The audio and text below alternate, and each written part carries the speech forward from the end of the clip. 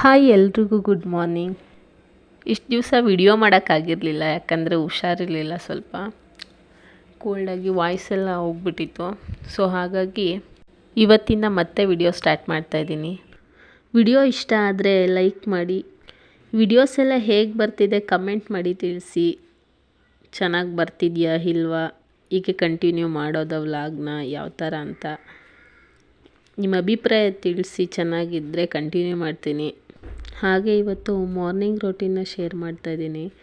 ಬೆಳಗ್ಗೆ ಎದ್ದಾಗಲಿಂದ ನನ್ನ ಮಗಳು ಸ್ಕೂಲ್ಗೆ ಹೋಗೋವರೆಗೂ ಏನೇನು ಕೆಲಸ ಇರುತ್ತೆ ಅಂತ. ಇವತ್ತು ನನ್ನ ಮಗಳು ಲಂಚ್ ಬಾಕ್ಸ್ಗೆ ಚಪಾತಿ ಮಾಡ್ತಾಯಿದ್ದೀನಿ. ಚಪಾತಿಗೆ ಪಲ್ಯ ಟೊಮೊಟೊ ಗೊಜ್ಜು ಮಾಡ್ತಾಯಿದ್ದೀನಿ. ಬೇರೆ ಏನು ಹಾಕಿದ್ರೂ ತಿನ್ನೋದಿಲ್ಲ ಅವಳು. ಆ ಟೊಮೊಟೊ ಪಲ್ಯನೂ ತಿನ್ನೋದಿಲ್ಲ, ಬರೀ ಚಪಾತಿ ತಿನ್ಕೊಂಡು ಬರ್ತಾಳೆ. ಆದರೂ ಬರೀದು ಹಾಕ್ಬಾರ್ದಲ್ಲ ಅಂದ್ಬಿಟ್ಟು ಟೊಮೊಟೊ ಗೊಜ್ಜು ಹಾಕ್ತಾಯಿದ್ದೀನಿ. ಬೇಗ ಚಪಾತಿ ಹಿಟ್ಟು ಕಲಸಿಟ್ಟಿದೆ ಎದ್ದಿದ ತಕ್ಷಣ, ಹಾಗಾಗಿ ಚಪಾತಿ ಹಾಕಿ 3 ಚಪಾತಿ ರೆಡಿ ಮಾಡ್ತೀನಿ ಅಷ್ಟೇ. ಅವಳಿಗೆ ಬಾಕ್ಸ್ಗೆ 2 ಹಾಕ್ತೀನಿ. ಇಲ್ಲಿ 1 ತಿಂತಾಳೆ.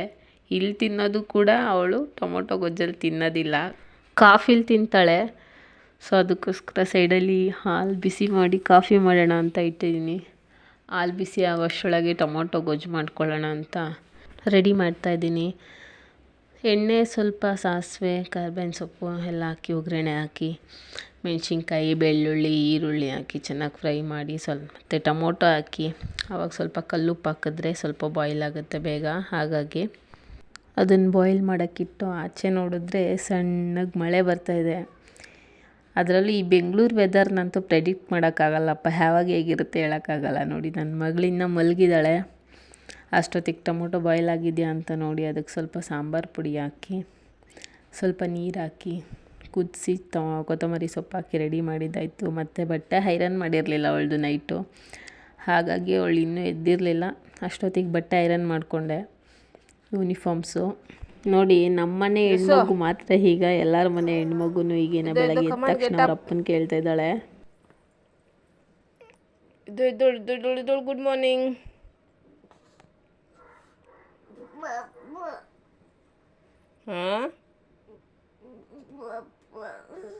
ಏನ